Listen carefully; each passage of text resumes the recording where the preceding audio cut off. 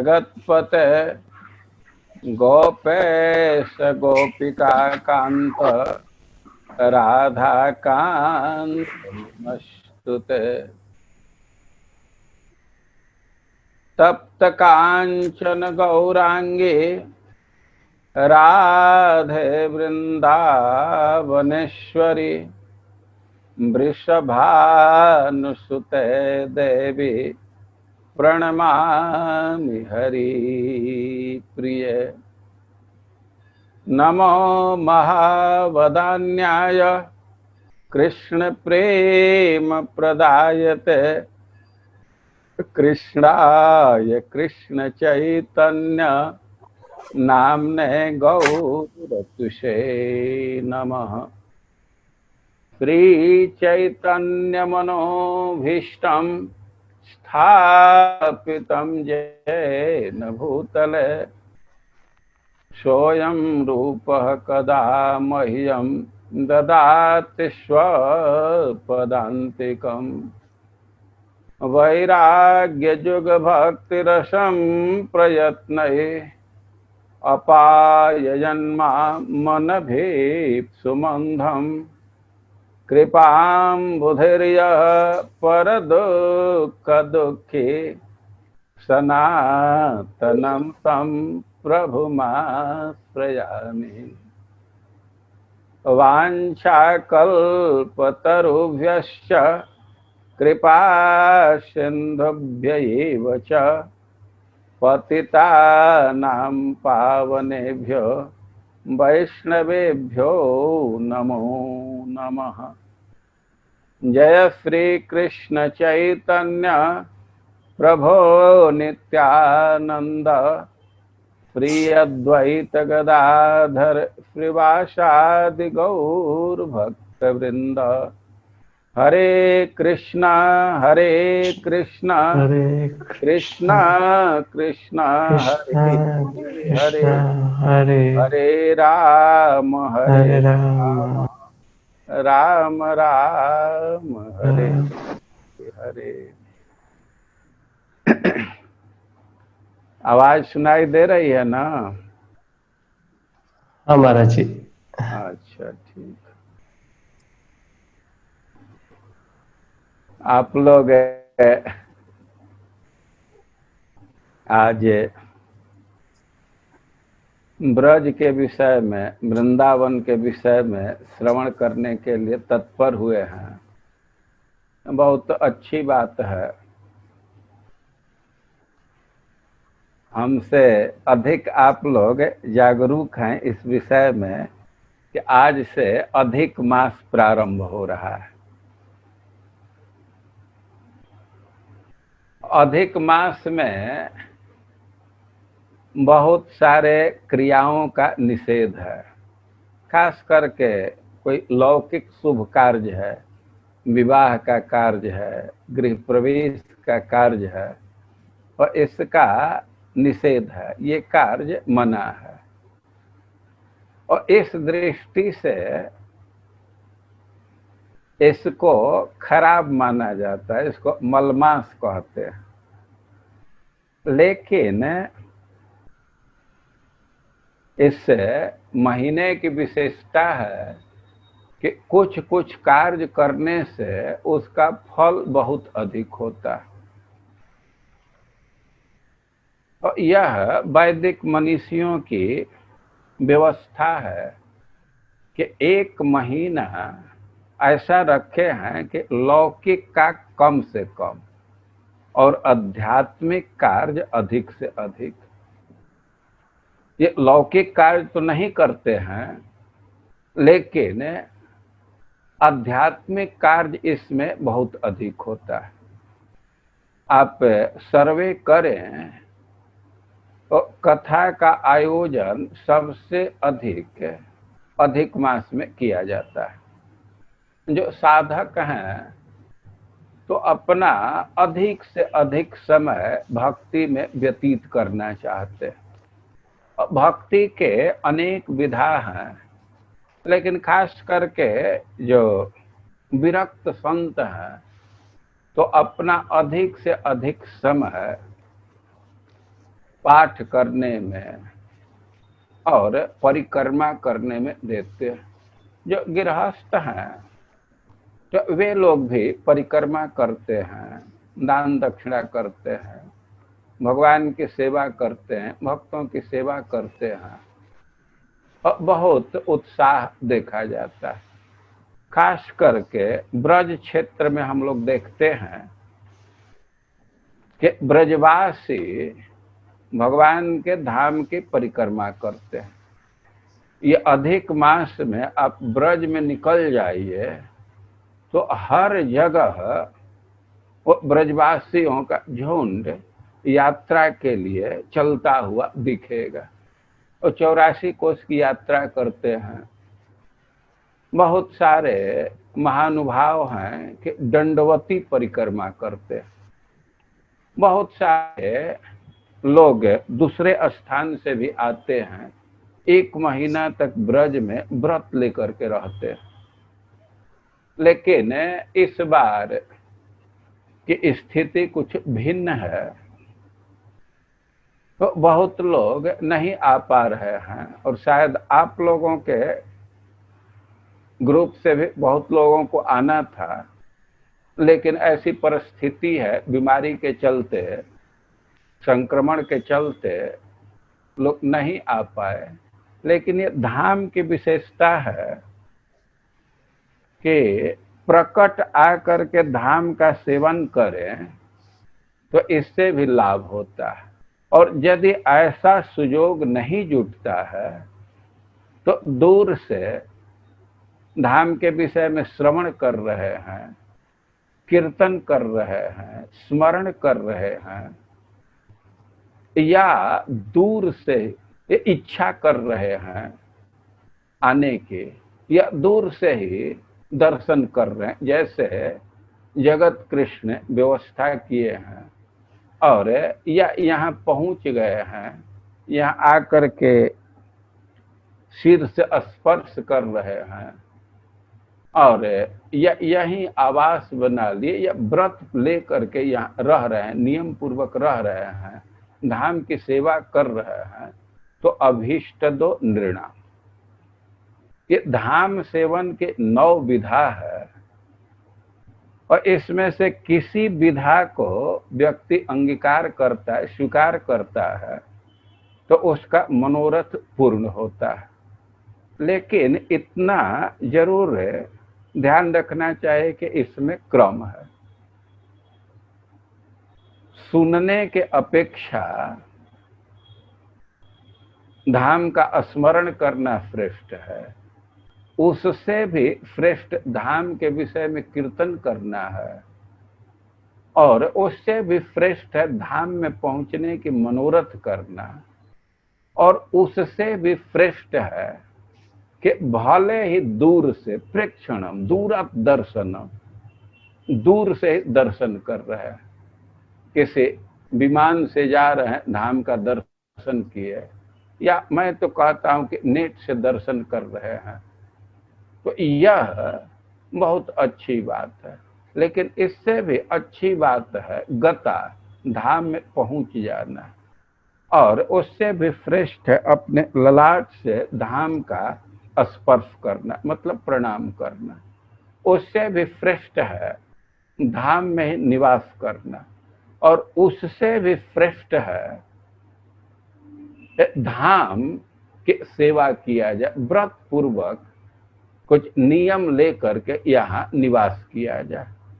तो धाम की विशेषता है कि इसमें से किसी भी विधा को स्वीकार करे तो अभीष्ट दो नृणाम, मनुष्य के मनोरथ को पूर्ण करने वाला। तो अब तो हम लोगों को तो सौभाग्य है कि लॉकडाउन में पूरा यहीं रहने का सुयोग मिला, लेकिन कम से कम आप लोग उत्कंठा रख रहे हैं, श्रवण कर रहे हैं, ये धाम का दर्शन करेंगे तो ये बहुत अच्छी बात है, इससे भी मनोरथ पूर्ण होता है। तो जैसा जगत कृष्ण प्रभु हमसे कहे हैं कि आज से हम ब्रजमंडल की यात्रा प्रारंभ कर रहे हैं और आज प्रथम दिन वृंदावन की परिक्रमा करना है और दर्शन करना है। तो वृंदावन के परिक्रमा में कम से कम 2 घंटा लगता है और दर्शन में तो कम से कम 2 दिन लगेगा। एक दिन तो थोड़ा मुश्किल है, लेकिन अब नेट के जमाने में हमको दोनों कार्य 1 घंटा में करना है, तो हम पसंद करेंगे कि पहले हम लोग वृंदावन की परिक्रमा पूरी कर लें और इसके बाद दर्शन करेंगे। परिक्रमा में भी दर्शन होता है, लेकिन इसके साथ फिर अंदर प्रवेश करके दर्शन करेंगे। वैसे वृंदावन के परिक्रमा प्रारंभ करें तो कई एक प्रसिद्ध मंदिर बिल्कुल परिक्रमा से लगे हुए हैं। हम लोग तो भक्ति में प्रवेश किए हैं परम पूज्य कृष्ण कृपा मूर्ति ऐसी भक्ति वेदांत स्वामी श्रील प्रभुपाद के अनुकंपा से और उनके प्रति कृतज्ञ हैं। और वृंदावन में श्रील प्रभुपाद सुंदर मंदिर का निर्माण किए हैं, जिसको कृष्ण बलराम मंदिर कहते हैं। और स्वाभाविक है कि हम लोग यहीं से अपने परिक्रमा को प्रारंभ करेंगे। तो मंदिर से बहुत थोड़ी दूरी से परिक्रमा का मार्ग है, और छठीकरा से जो रोड आता है, तो वहां से हम लोग श्री वृंदावन धाम को नमस्कार करके परिक्रमा प्रारंभ करेंगे। परिक्रमा में अनेक स्थान है, लेकिन उसमें से किसी किसी स्थान का थोड़ा सा विवरण प्रस्तुत किया जाएगा। हम लोग वृंदावन की परिक्रमा प्रारंभ करते हैं और कुछ दूरी पर आगे बढ़ने पर एक प्रसिद्ध स्थान है राधा टीला, और उसी के बगल में कृष्ण बलराम वृक्ष है। उस स्थान को रमण रेती कहते हैं। कृष्ण बलराम और इसी क्षेत्र में गायों को बैठाते थे और खेल करते थे। देखिए, ब्रज के दृष्टि से विचार करेंगे तो महावन में एक बहुत विशाल स्थान है, प्रसिद्ध स्थान है, उसको रमण रेती कहते हैं। आप लोग यात्रा के क्रम में उस स्थान का भी दर्शन करेंगे, श्रवण करेंगे। लेकिन वह रमण रेती है महावन का। वृंदावन में भी रमण रेती है। रमण रेती का अर्थ है कि जहां रेत में ही कृष्ण बलराम रमण करते, विहार करते, खेल करते हैं। गायें बैठ जाती हैं और ग्वाल वाल खेल करते हैं, तो उस स्थान को रमण रेती कहते हैं। तो आज भी वो स्थान सुरक्षित है और कृष्ण बलराम वृक्ष कहते हैं। प्राय उसी वृक्ष के आसपास गाय बैठती थी और बच्चे खेल करते थे। उधर से आगे बढ़ते हैं और बम्बे के भक्तों ने ही एक हॉस्पिटल बनाया है, खास करके उन भक्तों के लिए जो वृंदावन में शरीर त्याग करना चाहते हैं। भक्ति वेदांत हॉस्पिस। उससे थोड़ा आगे बढ़ते हैं तो बाराह घाट प्रारंभ हो जाता है। वो जमुना जी का तट है। पहले जमुना जी के धारा उधर से बहती थी और भगवान बाराह से संबंधित ये स्थान है, इसलिए बाराह घाट कहते हैं। वहीं गौतम मुनि का आश्रम है और वहां से परिक्रमा मार्ग पूरब के तरफ टर्न लेता है। और जब ही पूरब के तरफ थोड़े देर में बढ़ते हैं तो एक प्रसिद्ध स्थान है मदन टेर। भगवान जब रास लीला के लिए बंसी वादन किए थे कामदेव वहीं से भगवान के रास में विघ्न डालना चाहता था। अपना प्रभाव जमाना था, लेकिन वो खुद बंदी ध्वनि से हो गया और उस स्थान को मदन टेर कहते हैं। उधर से थोड़ा और आगे बढ़ने पर वो प्रसिद्ध स्थान है कालिये दह। और कालिये दह का इस समय पुरानी काली दह, नई काली दह दो भेद करते जो हो। तो जमुना जी के धारा नजदीक से बहती थी, यहीं कालिये हृद था। अब कालिये हृद की कथा करने में तो सब समय इसी में चला जाएगा, लेकिन आप इतना ही समझिए कि कालिये एक सर्प था, बहुत शक्तिशाली था, बहुत उसके वीर विष प्रभावशाली थे। वह 1 योजन का हृद था। 1 योजन मतलब 4 कोस, 8 माइल।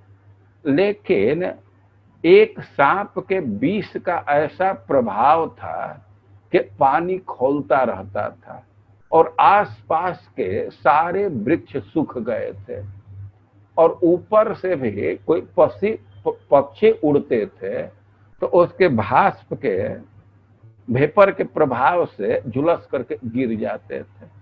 और भगवान ने गोचारण के क्रम में एक दिन उधर गए और भगवान के ग्वाल बाल, गाय, बछड़े, सब बछड़े मूर्छित हो गए विष का पान करके। तो भगवान निर्णय लिया कि कालिये का दमन करना है। तो भगवान उसे हृद में कालिये का दमन किए और उसको काली दह कहते हैं। भगवान वृंदावन में अनेक लीला किए हैं। अब दूसरे साइड में यमुना जी हैं, जुगल घाट कहते हैं, प्रिया प्रियतम वहां स्नान करते थे। थोड़े आगे बढ़ेंगे तो मदन मोहन जी का मंदिर है, जिसके विषय में हम लोग थोड़े बाद में चर्चा करेंगे। फिर आगे बढ़ेंगे तो प्रसिद्ध स्थान है चीर घाट। चीर घाट मतलब जहां भगवान गोपियों के वस्त्र का हरण किए थे, वो स्थान आज भी यथावत है। थोड़ा और आगे बढ़ेंगे और केसी घाट। केसी घाट बहुत बड़ा तीर्थ है और भगवान वही केसी दैत्य का वध किए थे। केसी दैत्य घोड़े के रूप में आया था भगवान को मारने के लिए, लेकिन भगवान उसके मुंह में अपना हाथ डाले और वो इतना ताप महसूस करने लगा कि उसका निधन हो गया, उसका देहांत हो गया। और वह यमुना जी के बिल्कुल तट पर है। और वैसे और आगे बढ़ेंगे तो धीर समीर आता है, बंसी बट, जहां से भगवान रास लीला के लिए बंसी वादन किए थे, गोपियों का नाम ले लेकर के बुलाए थे। अब जिस स्थान का उल्लेख करने पर इच्छा तो हो रही है कि बस अब इसी स्थान का वर्णन करें। और आगे बढ़ने से वो पानी घाट आता है और फिर और आगे बढ़ेंगे तो बिहार वन का क्षेत्र आता है, अटल वन। बिहार वन में भगवान गोचारण करते थे, अपने सखाओं के साथ विविध प्रकार से क्रीड़ा करते थे। और उसी क्षेत्र में एक बहुत प्रसिद्ध मंदिर है जिसको गोरे दाऊ जी का मंदिर कहते हैं। यद्यपि वह स्थान रामानंदी महात्माओं का है, वे लोग भगवान राम के उपासक हैं, वहाँ भगवान राम का अर्चा विग्रह है, लेकिन लीला स्थल के दृष्टि से वहाँ गोरे दाऊ की मूर्ति है। गोरे दाऊ, दाऊ मतलब बलराम जी, गोरा मतलब गोरे रंग का, अरे बलराम जी तो गोरे रंग के ही हैं, तो गोरे दाऊ कहने का क्या अर्थ है? इसके पीछे बहुत भारी रहस्य है। एक दिन की घटना है कि कृष्ण बलराम सखाओं के साथ लीला कर रहे थे। भगवान वृंदावन में गोचारण करते हैं तो सखा लोग विविध प्रकार से क्रीड़ा करते हैं। कभी कभी तो भगवान को लोग सजाते हैं, कभी कभी उनका पांव दबाते हैं, और कभी कभी कुश्ती भी करते हैं, रेसलिंग करते हैं, और कुश्ती करते हैं तो भगवान को पटक देते हैं, वे खुश हो जाते हैं। और प्रायः प्रायः कभी भगवान उनको पटकते हैं और कभी कभी सखा लोग पटक देते हैं। अकेले यदि वे भगवान को पटकने में सक्षम नहीं होते हैं तो सब मिल करके पटक देते हैं। वास्तव में हार जीत दोनों चलता है, तभी खेल का आनंद है। तो एक दिन की घटना है कि सखा लोग कृष्ण के साथ कुश्ती कर रहे थे, लेकिन कितना हूं जोर लगा रहे थे और कृष्ण को एक बार भी पटक नहीं पाए। अब उनके मन में बहुत भारी निराशा हुई कि आज तो हम लोगों का बल ही नहीं काम कर रहा है। सब मिल करके भी कृष्ण को पछाड़ना चाहते थे, पटकना चाहते थे, पीछे ढकेलना चाहते थे, और उनको सफलता नहीं मिली। बड़ा निराश हुए। अब सोचने लगे कि हम लोग क्या उपाय करें। तब वे राधा रानी का आश्रय लिए, राधा रानी से प्रार्थना करने लगे, उनका ध्यान करने लगे। अब राधा रानी के सामने समस्या थी कि वे बच्चों के बॉय ग्रुप में वे कैसे आवे। कुश्ती तो वो लड़कों का चल रहा था, लेकिन राधा रानी तो अपने भक्तों को निराश नहीं कर सकती। तो वे भी उपाय सोचे।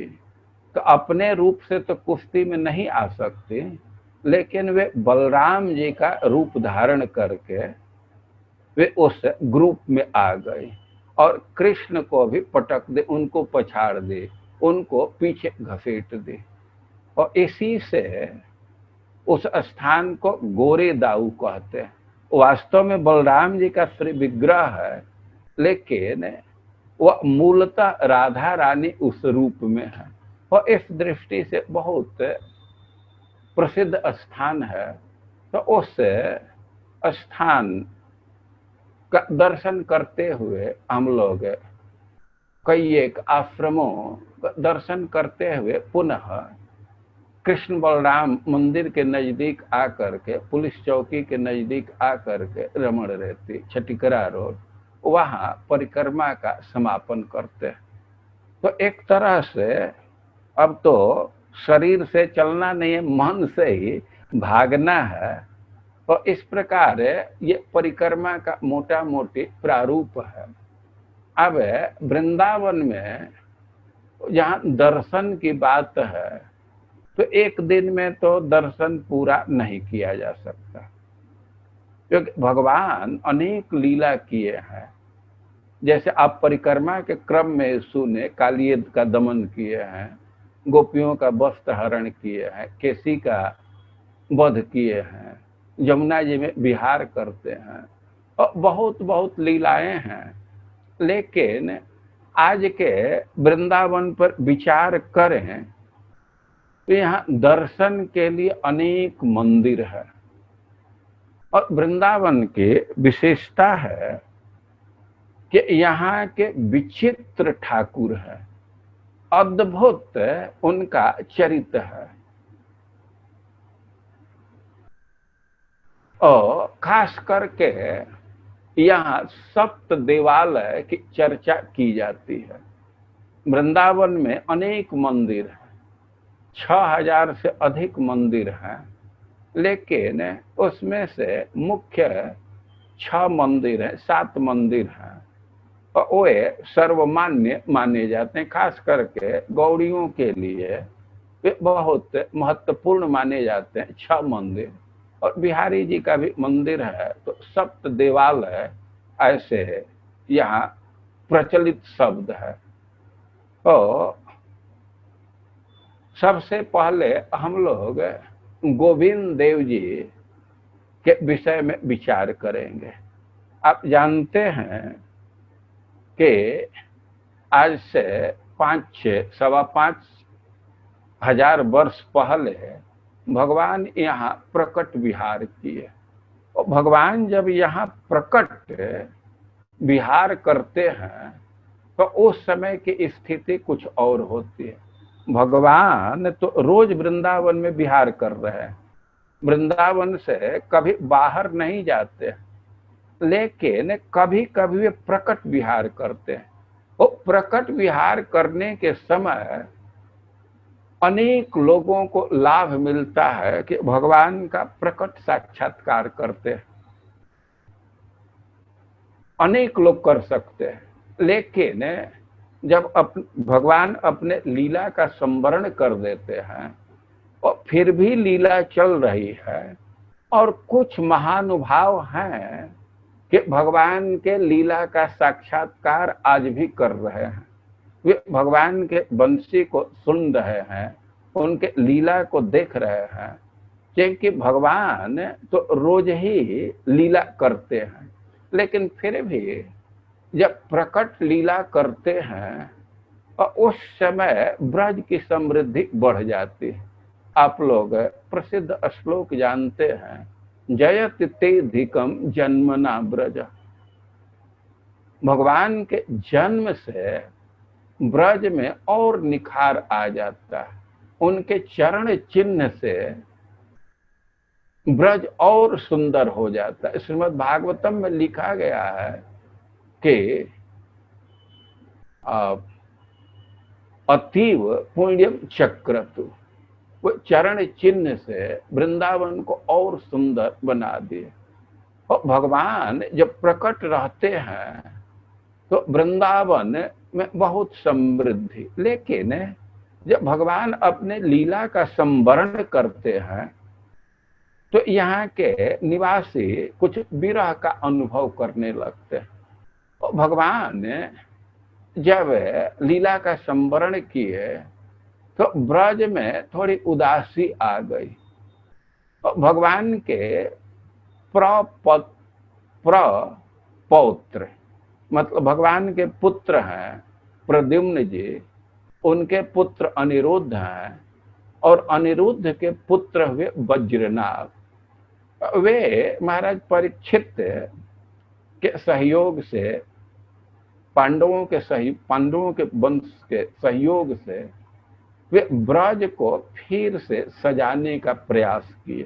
तो कई एक तरह से ब्रज को सजाए, और उस समय 4 प्रसिद्ध विष्णु मंदिर का निर्माण कराए, स्थापित किए 4 विग्रह। और दाऊ जी में बलदेव, मथुरा में केशव देव, गोवर्धन में हरिदेव, और वृंदावन में गोविंद देव। तो वृंदावन के जो गोविंद देव हैं तो वज्रनाभ भगवान के प्रपौत्र द्वारा स्थापित हैं, लेकिन अब विधर्मियों के आक्रमण से भगवान कई एक बार छिपते रहे। और इस समय जो गोविंद देव जी का हम लोग दर्शन करते हैं, उनके मंदिर का दर्शन करते हैं, तो रूप गोस्वामी इसका उद्धार किए हैं। वे इसको फिर से स्थापना किए। और घटना इस प्रकार है कि भगवान गोविंद देव एक मिट्टी के अंदर छिप गए थे, लेकिन फिर भी वो एक टीला था, तो वहां एक गाय जा करके रोज अपने स्तन से दूध गिराती थी। ब्रजवासियों का उधर ध्यान था, और रूप गोस्वामी को भगवान यह स्वप्न दिए कि मैं मिट्टी के अंदर हूं, हमको बाहर निकाल करके सेवा प्रारंभ कीजिए। और रूप गोस्वामी अपने स्वप्न को ब्रजवासियों के समक्ष प्रस्तुत किए। और ब्रजवासी सब कुदारी फरसा लेकर के गए और वे तो अनुभव कर रहे थे कि एक गाय यहाँ आती है और वो प्रकट देखे कि यह स्थान दूध से गीला है, तो थोड़ा सा उस टीला का वे खुदाई किए और गोविंद देव जी प्रकट हो गए। गोविंद देव जी के विषय में कहा जाता है कि उनका जो मुखाकृति है एग्जैक्टली भगवान के समान है। गोविंद देव के विषय में रूप गोस्वामी एक श्लोक लिखे हैं कि देखो भाई, अभी घर गृहस्थी में आसक्ति है, अपने बंधुओं के साथ रहना चाहते हो तो गोविंद देव का दर्शन मत कर लो। तो निषेध मुख से एक तरह से गोविंद देव के महिमा का गान किए। गोविंद देव का इतना सुंदर स्वरूप है, उनके आंखों का वर्णन किए हैं, बड़ी बड़ी आंखें हैं, जो उसका दर्शन करता है तो घर गृहस्थी की आसक्ति समाप्त हो जाती है। और गोविंद देव जी विराजमान है। रूप गोस्वामी के फॉलोवर थे राजस्थान के राजा लोग, तो खूब सुंदर मंदिर बनवाए, खूब विशाल मंदिर, और कहा जाता है कि वहां उस मंदिर पर दीप जलता था, रोज 20 किलो घी का दीप जलता था और बहुत दूर तक प्रकाश पहुंचता था और आगरा तक प्रकाश दिखाई देता था। औरंगजेब उस प्रकाश को देख करके जिज्ञासा किया और उसके मंत्री लोग बतलाए कि काफिरों का मंदिर है। तो औरंगजेब उसके 6 तल्ला को तोड़वा दिया, 1 तल्ला अभी बचा है। और गोविंद देव जी को पुजारी लोग धीरे धीरे करके जयपुर में पहुंचा दिए। तो जो मूल गोविंद देव जी आज जयपुर में विराजमान है, उनकी प्रतिकृति वृंदावन में ही है, लेकिन मूलतः यह मंदिर वृंदावन का। और आज भी गोविंद देव जी बहुत प्रिय हैं लोगों के। हम सुनते हैं कि 5-6 हजार लोग नित्य मंगला आरती में आते हैं गोविंद देव जी का। और गोविंद देव जी वृंदावन के अधिष्ठात्री देव हैं और ये वज्रनाभ के द्वारा स्थापित है। अरूप गोस्वामी इनको फिर से प्रकट किए। ये गोविंद देव का मंदिर है। अब उधर से थोड़ा और आगे बढ़ेंगे तो निधिवन के बगल में, निधिवन एक स्थान है जहां वृंदावन के दृश्य को आज भी देख सकते हैं। हम जब ही वृंदावन का नाम सुनते हैं तो प्रसिद्ध बात है कि वहाँ कुंज है, लता है। तो वृंदावन का ओरिजिनल स्वरूप क्या है आज भी निधिवन में आप देख सकते हैं। और निधिवन वह स्थान है कि जहाँ भगवान आज भी रास क्रीड़ा करते हैं, उसका चिन्ह भी दिखाई देता है। और उसी के बगल में राधा रमण जी का मंदिर है। राधा रमण जी गोपाल भट्ट गोस्वामी के आराध्य देव हैं। गोपाल भट्ट गोस्वामी दक्षिण के एक अतिशय शुद्ध ब्राह्मण दंपति के पुत्र हैं। वे लोग रामानुज संप्रदाय से संबंधित चैतन्य महाप्रभु चातुर्मास में उनके घर में निवास किए और उनके कृपा से गोपाल भट्ट गोस्वामी वृंदावन बाद में आ गए। और वे यहाँ ठाकुर जी की सेवा करते थे, एक शालिग्राम जी की सेवा करते थे। लेकिन वृंदावन में और जो मंदिर थे, ठाकुर जी थे, तो उनका श्रृंगार किया जाता था। एक दिन पुजारी के मन में यह इच्छा हुई, यह अभिलाषा आ रही थी कि हमारे भी ठाकुर जी को हाथ पैर होता तो हम भी श्रृंगार करते। लोग कहते हैं कि एक सेठ आया था ठाकुर जी के श्रृंगार का सामान बांट रहा था। तो पुजारी के मन में आया कि हमारे ठाकुर का भी रूप होता तो हम भी श्रृंगार करते। तो ऐसे ही सोचते सोचते सो गए और सुबह में जगे तो शालिग्राम जी साक्षात राधा रमण जी के रूप में परिवर्तित हो गए। तो राधा रमण मंदिर तो स्वयं प्रकटित भगवान है। कोई कारीगर इस रूप में पत्थर में डिजाइन नहीं दिया है। शालिग्राम तो विभिन्न प्रकार के होते हैं, लेकिन प्राय प्राय काला पत्थर तो चिकना चिकना जामुन जैसा चिकना होता है। तो शालिग्राम जी अपने भक्त की इच्छा देख करके राधा रमण जी के रूप में प्रकट हो गए। और जितने भी गौड़ीय वैष्णव हैं तो उनका विधि विधान सेवा पद्धति राधा रमण मंदिर से नियंत्रित होता है। वही लोग आदर्श हैं, उन्हीं के आदर्श का अनुगमन सब गौड़ीय वैष्णव लोग करते हैं।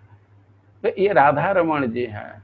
और उसी के बगल में एक मंदिर है जिसको गोपीनाथ कहते हैं। गोपीनाथ ये भी वर्तमान में जयपुर में है। तो ये मधु गोस्वामी के आराध्य हैं। मधु गोस्वामी चैतन्य महाप्रभु के अनुयायी हैं और मूलतः वे बंगाल प्रदेश के हैं। लेकिन भगवान के दर्शन की इतनी उत्कंठा उनके हृदय में जगी कि वे वृंदावन आ गए। वे जानते थे कि वृंदावन में तो भगवान नित्य विहार करते हैं, तो बंगाल से आए वृंदावन में भगवान का दर्शन करने के लिए। और वो सबसे पूछते थे गोपाल जी का कहाँ दर्शन होगा, कहाँ हमारे कन्हैया हैं, हम उनको देखना चाहते हैं। और ऐसे भगवान के दर्शन की उत्कंठा से वे पागल के समान इधर उधर घुमा करते थे, सबसे पूछा करते थे। एक दिन की घटना है, वे जमुना जी के तट पर बैठे थे। अब जमुना जी का पानी बढ़ने लगा, लेकिन उनका तो दूसरा आवेश था। अब इतना पानी बढ़ रहा था कि तट कट कट करके गिर रहा था। और मधु गोस्वामी जहां बैठे थे तो वहां भी जमुना जी का हिलोरा आया और वह स्थान भी कट करके गिर गया और वे मधु गोस्वामी जमुना जी में गिर गए। अब तो जमुना जी में बहने लगे और भगवान आए और उनको अपने गोद में उठा लिए, अपने अंक में ले लिए और उनको बाहर आए। और स्पर्श पा करके तो मधु गोस्वामी तृप्त हो गए और कहे कि इसी रूप में दर्शन देना चाहता था तो ठीक है। और भगवान भी बहुत प्रसन्न थे। भगवान उनसे पूछे कि और आपकी कुछ इच्छा हो तो कहिए। तो मधु गोस्वामी कहे कि हम नित्य आपका दर्शन करना चाहते इसी रूप में। तो स्वयं भगवान ही ये मूर्ति के रूप में स्थित हो गए मधु गोस्वामी के इच्छा को देख करके। तो ऐसा कहा जाता है कि गोपीनाथ जी का वक्षस्थल एग्जैक्टली कृष्ण के समान है। बहुत सारे महानुभाव हुए हैं जो भगवान का दर्शन किए हैं, तो लोग अपना निर्णय दिए हैं कि गोपीनाथ जी का वक्षस्थल बिल्कुल कृष्ण के समान है। ये वृंदावन का एक प्रसिद्ध मंदिर है। अब उधर से और थोड़ा आगे बढ़ेंगे तो राधा दामोदर का मंदिर है। राधा दामोदर जीव गोस्वामी के आराध्य हैं और इनको रूप गोस्वामी यह डीटी प्रदान किए थे। तो रूप गोस्वामी से श्री विग्रह प्राप्त करके जीव गोस्वामी इनकी सेवा करते थे। और एक समय था प्रारंभ में कि गोविंद देव के निकट सारे भक्त एकत्र होते थे। भक्त लोग अपने कुटिया में भजन करते थे, लेकिन संध्या को भागवत श्रवण करने के लिए गोविंद देव के मंदिर में उपस्थित होते थे। लेकिन गोविंद देव जी के मंदिर को जब ध्वस्त कर दिया औरंगजेब, तो गौड़ीय वैष्णवों का मुख्य स्थान राधा दामोदर हो गया और उस मंदिर में कई एक लोगों के आराध्य विग्रह, जीव गोस्वामी के राधा दामोदर हैं, कृष्णदास कविराज गोस्वामी जो गोविंद लीलामृत लिखे, चैतन्य चरितामृत लिखे हैं, और उनके आराध्य वृंदावन चंद्र, राधा वृंदावन चंद्र उसी मंदिर में, और भी जयदेव के कई एक लोगों के आराध्य उस मंदिर में है। और श्रील प्रभुपाद जी भी वृंदावन में आकर के उसी मंदिर में निवास किए, वहीं से श्रीमद् भागवतम के कमेंट्री लिखे, वहीं से विदेश में जाने का वो डॉक्यूमेंट तैयार किए। तो यह बहुत महत्व का स्थान है। जीव गोस्वामी के आराध्य विग्रह राधा दामोदर जी। अब उधर से के बगल में ही एक राधा श्याम सुंदर का मंदिर है। तो राधा श्याम सुंदर के विषय में कहा जाता है कि वे राधा रानी के हृदय से प्रकट हुए, और चैतन्य महाप्रभु के परिकर हैं श्यामानंद, और उनके आराध्य विग्रह। अब श्यामानंद कितने बड़े भाग्यशाली हैं, इस बात का एक घटना से आप लोग अनुमान कर सकते हैं। वे सेवा कुंज में झाड़ू लगाते थे, सेवा कुंज की सेवा करते थे, और सेवा कुंज वह स्थान है जहां भगवान रास नृत्य करते हैं, जहां गोपियों के पसीना को पोंछे, गोपियां थक गई तो उनको अपने बंसी से कुआं खोद करके पानी पिलाए। और श्यामानंद जी उसे सेवा कुंज में झाड़ू लगाया करते थे। और एक दिन की घटना है कि वे झाड़ू लगा रहे थे और तब तक एक सुंदर पायल उनको दिखा। वो पायल को उठा लिए, वो अद्भुत चमक था, बहुत सुंदर पायल था। वो पायल को रख लिए, और थोड़े देर के बाद वे तो बिल्कुल सुबह सुबह झाड़ू लगा रहे थे, कुछ दिन चढ़ा तो एक बुढ़िया, एक स्त्री आई, और वे कही श्यामानंद से कि बाबा तुम झाड़ू लगाते हो तो यहाँ कुछ तुमको मिला है?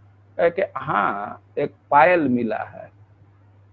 तो कहे कि उसको दे दो, वो हमारे बहू का है, पुत्र वधू का है, हमारे पतोह का है, तो हमारे डॉटर इनला का, उसको दे दो। और श्यामानंद जी कहे कि हम कैसे विश्वास करें कि आपके पुत्र वधू का है? अपने पुत्र वधू को यहाँ लाइए, मैं साइज नापूंगा, कुछ देखूंगा, संतुष्ट होऊंगा तो दे देंगे। और सच्चाई यह है कि खुद ललिता जी वृद्धा के रूप में आए थे। श्यामानंद की बात सुन करके वे राधा रानी को लेकर के आए, और श्यामानंद जी अपने हाथ से राधा रानी के पैर में पायल को फिर से, नूपुर को फिर से बांधे, और राधा रानी उन पर प्रसन्न हुई और उनको उनके माथे पर एक तिलक लगाई। वो तिलक पूरे जीवन भर रहा, और इसी से जो श्यामानंद के अनुयायी हैं तो आज भी गौड़ीय तिलक के बीच में एक काला चिन्ह धारण करते हैं। और उन्हीं श्यामानंद के आराध्य वो राधा श्याम सुंदर जी हैं। वो मंदिर है और बहुत सुंदर श्रृंगार किया जाता है। वहाँ के गोस्वामी लोग खुद अपने से श्रृंगार करते हैं। तो ये राधा श्याम सुंदर मंदिर है। और थोड़ा आगे बढ़ेंगे तो बिहारी जी का मंदिर है। इस समय वृंदावन में सबसे प्रिय मंदिर, सबसे अधिक दर्शन के लिए लोग जहाँ आते हैं वह बिहारी जी का मंदिर है। और बिहारी जी के मंदिर के विषय में समझना चाहिए कि वे भी अपने से आदेश दे करके प्रकट हुए। निधिवन में एक संत रहते थे, उनका नाम था हरिदास। वे संगीत से भगवान की उपासना करते थे और उनको वे स्वप्न दिए कि मैं कुंज में हूँ, पत्तों के अंदर हूँ, मिट्टी के अंदर हूँ, हमको घाम लग रहा है, हमारी सेवा प्रारंभ करो। तो वे ब्रजवासियों के सहयोग से ठाकुर जी को निकाले और स्थापित किए और आज तक उनकी सेवा चल रही है। बांके बिहारी जी, वे टेढ़े हैं तो इसलिए उनको बांके बिहारी कहते हैं। और निधिवन ऐसा स्थान है कि वहीं बिलोमंगल ठाकुर को सिद्धि मिली थी। बिलोमंगल ठाकुर जब चिंतामणि से उक्ति को सुन करके वृंदावन के तरफ आए और निधिवन में आकर के भगवान के दर्शन के लिए उत्कंठित हो गए, वहीं बैठ गए। भगवान के दर्शन की इतनी उत्कंठा थी, वे अन्न जल का त्याग कर दिए, ग्रहण नहीं कर रहे थे। भगवान उनके उत्कंठा को देख करके एक मटका में खीर लेकर के आए और कहे कि बाबा इसको तुम खा लो, इसको पा लो। और खीर पकड़ाने के क्रम में वो भगवान का स्पर्श हो गया। भगवान के स्पर्श को पा करके पहले उनके बाणी से ही वे आकृष्ट थे, स्पर्श पा करके तो वे तृप्त हो गए और अनुभव कर लिए कि भगवान का स्पर्श पाया। तो बिलोमंगल ठाकुर को वही सिद्धि मिली, भगवान का स्पर्श मिला और भगवान का प्रकट दर्शन मिला। और निधिवन से बांके बिहारी जी प्रकट हुए। वहीं हरिदास से संगीत की साधना करते थे। उनके एक शिष्य थे और उनका नाम था टुडरमल। टुडरमल ना वे बहुत अच्छा गीत गाते थे। वे अकबर के दरबार में थे और अकबर उनके गीत से बहुत प्रभावित था। और वह एक दिन कहा कि तुम एक दिन अपने गुरु, तुम कहाँ से इतना अच्छा गीत सीखे हो, गाना सीखे हो, कौन तुम्हारा गुरु है? तो कहे कि हमारे गुरु हरिदास हैं। और क्या अपने गुरु जी को यहाँ बुलाओ एक दिन। और टुडरमल कहे कि ना, हमारे गुरु जी तो केवल भगवान के लिए गाते हैं, वे यहाँ नहीं आएंगे, किसी आदमी के लिए नहीं गाते। अब वो राजा था, कहा कि नहीं किसी तरह बुलाओ, लेकिन टुडरमल कहे कि ना, वो किसी स्थिति में नहीं आ सकते। तब वो आग्रह किया कि हमको वहां ले चलो, हम उनका गीत सुनना चाहते हैं। वो कहा कि ना, वे तो केवल भगवान के लिए गाते हैं, आदमी के लिए नहीं गाते हैं, कि कुछ भी व्यवस्था बनाओ। अब वो राजा था और इतना आग्रह कर रहा था तो उसको लेकर के आए। अब वहां संगीत का समाज चल रहा था तो टुडरमल को कुछ गाना हुआ तो जानबूझ करके कुछ गलती कर दिया। गुरु का अधिकार होता है शिष्य पर। हरिदास कहे कि ना, तो ठीक से नहीं गा रहे हो, क्योंकि संगीत भी बहुत भारी एक विद्या है। वो कहे कि ना, तुम त्रुटि कर रहे हो। तो टुडरमल कहा कि गुरु जी थोड़ा आप गा करके बतला दीजिए। तो मल्लार राग था, जब हरिदास वो गान प्रारंभ किए तो बादल छा गया और अकबर थोड़े दूर पर छिप करके सुन रहा था। ये तो मंत्र मुग्ध हो गया। अब बाद में हरिदास के समक्ष गया, प्रणाम किया, अपना परिचय दिया और कहा कि हमको कुछ सेवा का अवसर दीजिए। और हरिदास कहे कि ना, हम कर तो कुछ सेवा नहीं। बहुत आग्रह करने लगा तो कहे कि देखो, केसी घाट थोड़ा सा टूट गया है, तो तुम जैसा वो पत्थर है वैसा ही पत्थर से मरम्मत करा दो। अकबर बड़ा खुश हुआ कि एक सेवा का अवसर मिला। अपने कारीगरों को कहा कि जा करके देखो और जैसा पत्थर है ठीक उसी पत्थर से उसका रिपेयर कर दो। लेकिन उसके इंजीनियर गए, अध्ययन किए, आकर के रिपोर्ट दिए कि वैसा पत्थर हम लोगों के स्टोर में नहीं है। तो फिर हरिदास के समक्ष गए तो हरिदास के कृपा से दिव्य वृंदावन का भी दर्शन हुआ। तो वह निधिवन आज भी यथावत स्थित है और दर्शन का एक मुख्य बिंदु है। और ओरिजिनल वृंदावन कैसा हो सकता है इसका एक झलक मिल जाता है। तो वहीं से बांके बिहारी जी प्रकट हुए और बांके बिहारी जी में आप दर्शन करने के लिए जाएंगे तो बहुत देर तक दर्शन नहीं करने दिया जाता है। वो 2 मिनट 3 मिनट पर पर्दा डाल दिया जाता है। उसके पीछे एक घटना है। ये भारत की परंपरा रही है कि जब किसी व्यक्ति का विवाह होता है तो विवाह के बाद उसको मंदिर में जाना होता है। खास करके जो दुल्हन आती है तो उसको लेकर के लोग मंदिर में जाते हैं। हाथरस साइड के एक परिवार था, उसमें विवाह हुआ। जब दुल्हन घर में आई, वधू घर में आई, तो उसको ले करके उसकी सास बिहारी जी के मंदिर में आई। और सास भी दर्शन कर रहे थे, बिहारी जी में श्रद्धा थे और उसका वधू भी, पतोह भी वो दर्शन करने लगे। और उसके जो पुत्र वधू थे वो बहुत देर तक बिहारी जी के दर्शन कर रही थी और उसकी सास भी अवसर प्रदान किए। लेकिन अब बहुत देर होने लगे तो कुढ़ने लगी और उसको कहने लगे कि चलो, लेकिन वह तो बिहारी जी के दर्शन में विभोर थी। अब कुढ़ करके उसको झकझोर दी, हाथ पकड़े कर, चलो पगली कितना देर तक दर्शन करोगी। अब सास कह रही है तो नई नई ब्याही हुई लड़की आई है, सास का अनुशासन मानना है। अब सास कह रही है तो उसके अनुशासन के चलते अब वो मंदिर से आने लगे और तब तक पीछे से बिहारी जी भी आने लगे, अपने प्रेमी भक्त के पीछे पीछे भी आने लगे। अब तो पुजारी लोग बहुत हैरत में पड़े, बिहारी जी से प्रार्थना किए कि ना, आप इस स्थान को छोड़ करके मत जाइए। तो बिहारी जी रुक तो गए बांके बिहारी, लेकिन पुजारी लोग बहुत देर तक किसी को दर्शन करने का अवसर नहीं देते हैं कि कहीं फिर बिहारी जी किसी के पीछे न चल दे। तो वह मंदिर आज भी यथावत स्थित है।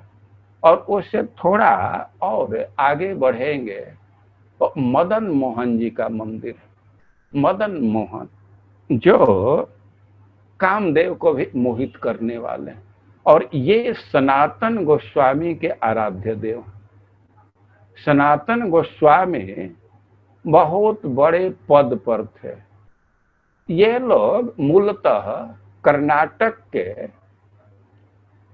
राजगुरु के परिवार से आते हैं। इनके पूर्वज कर्नाटक के राजा के पुरोहित थे, लेकिन बाद में वे लोग उत्तर भारत में आ गए और इसी से उनको सारस्वत ब्राह्मण भी कहा जाता है। मूलतः ये लोग दाक्षिणात्य ब्राह्मण हैं।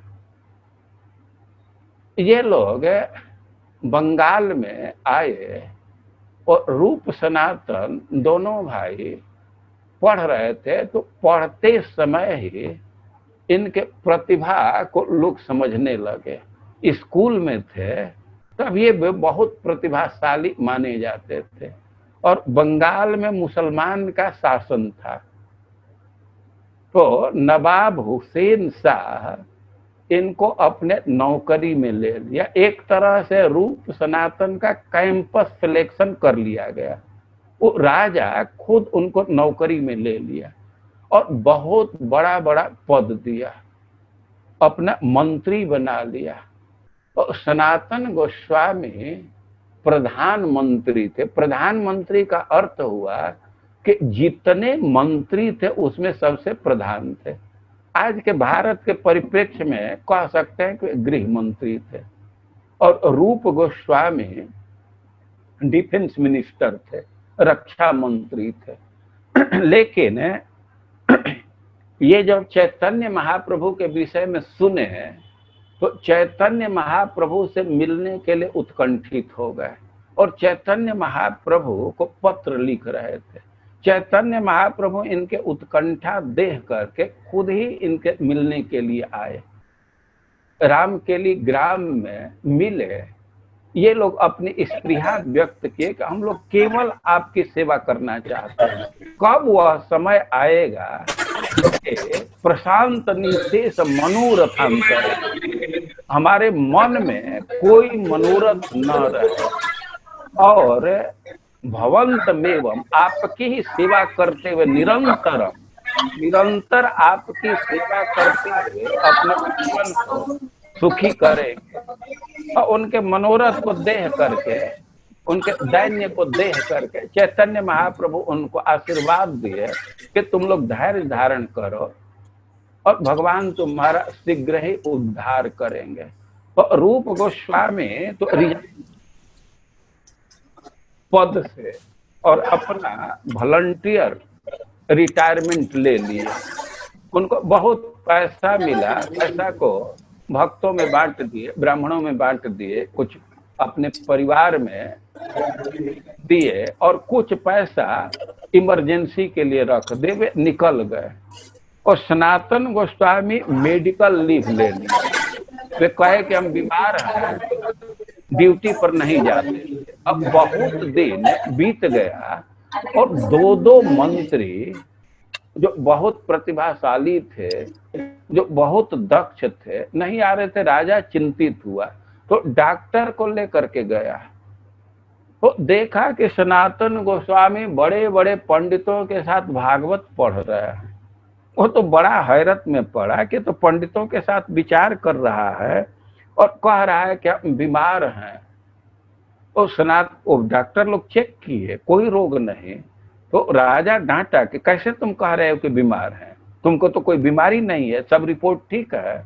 और सनातन गोस्वामी कहे कि शरीर ठीक है लेकिन हमारा मन खराब है, हमें मानसिक बीमारी है।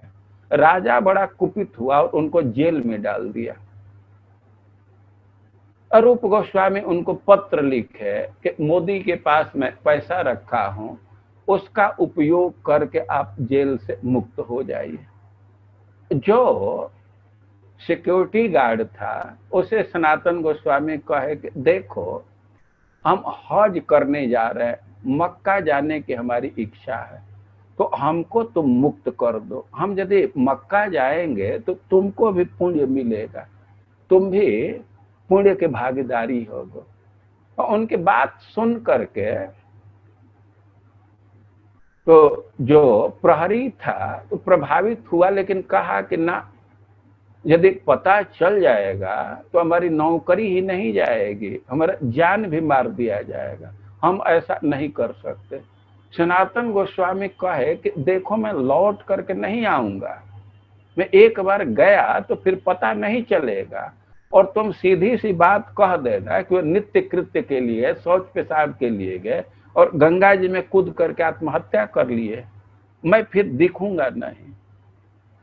और कुछ प्रभावित हुआ, लेकिन सनातन गोस्वामी वो 700 ने कितना, वो स्वर्ण 1000 स्वर्ण मुद्रा उसके समक्ष रख दिए। अब वो पैसा देख करके प्रभावित हो गया, सनातन गोस्वामी को छोड़ दिया।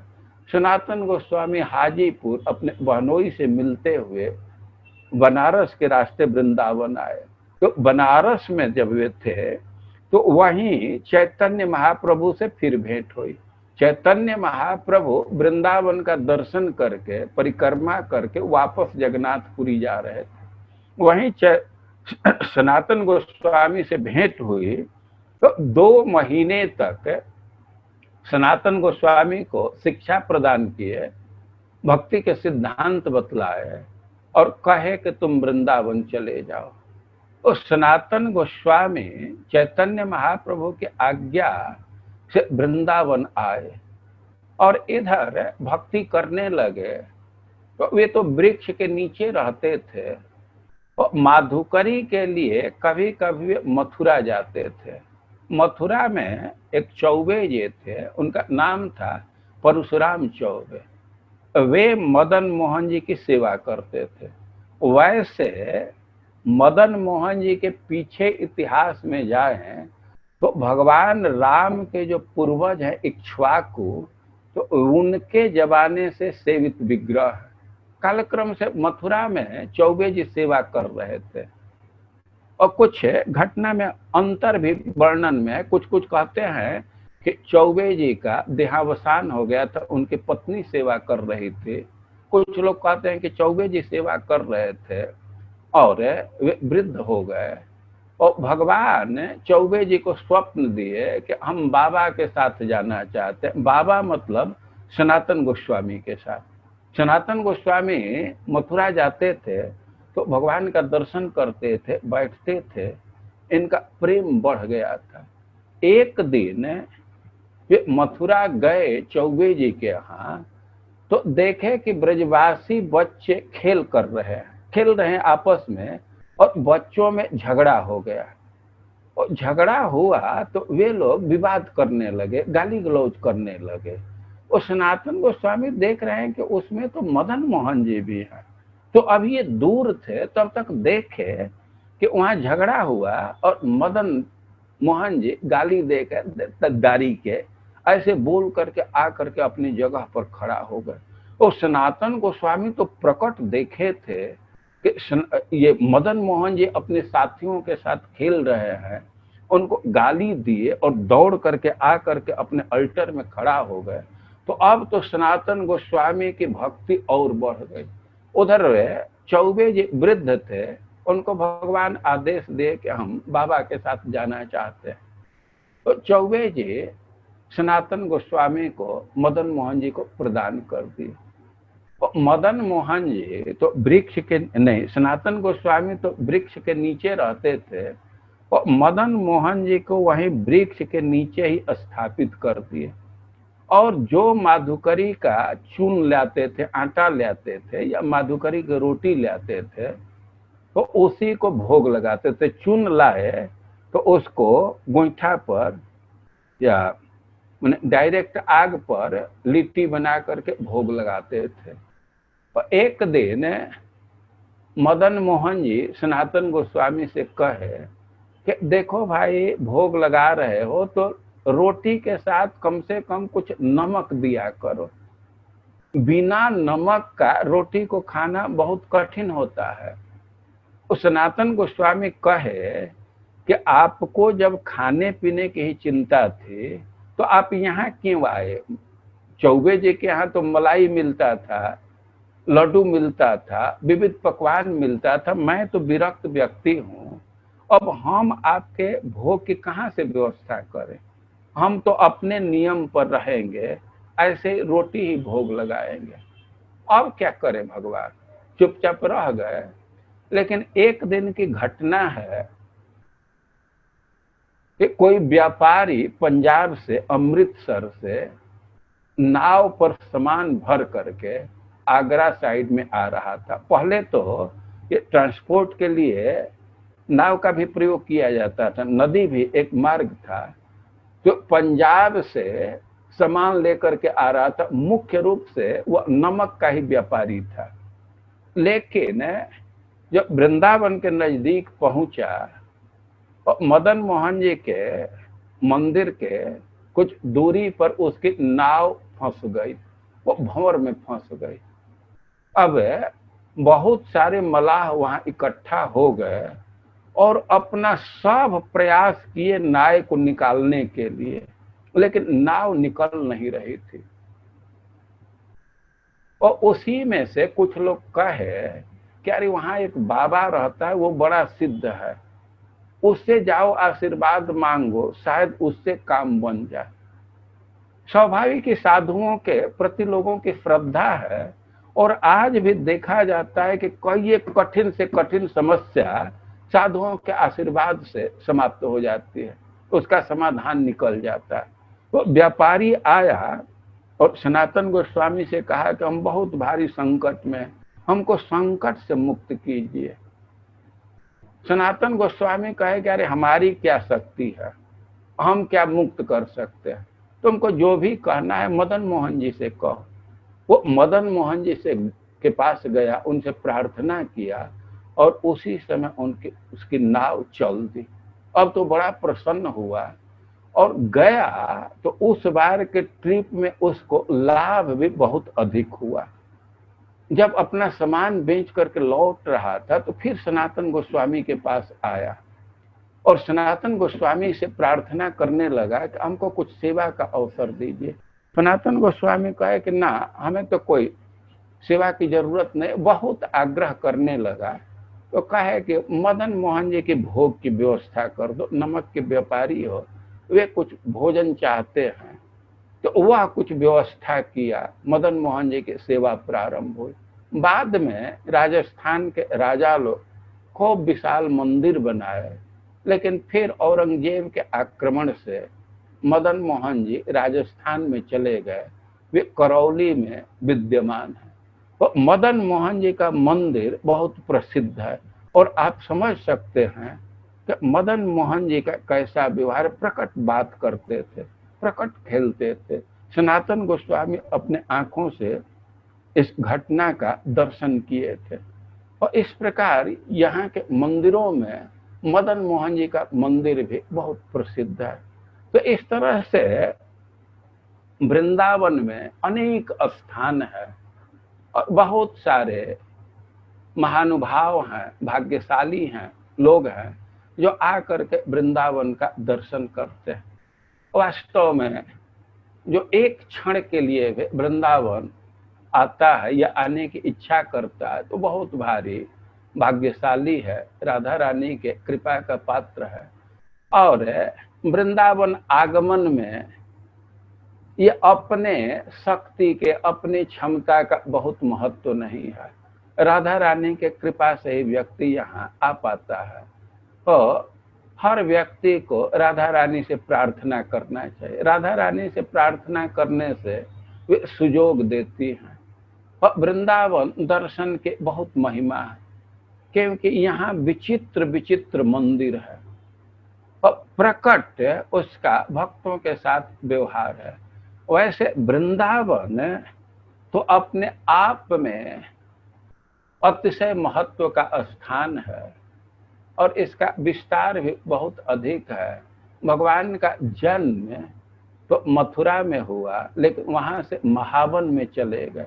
महावन में जब बहुत बहुत उत्पात होने लगा तो ब्रजवासी कृष्ण बलराम के सुरक्षा के लिए वृंदावन आ गए।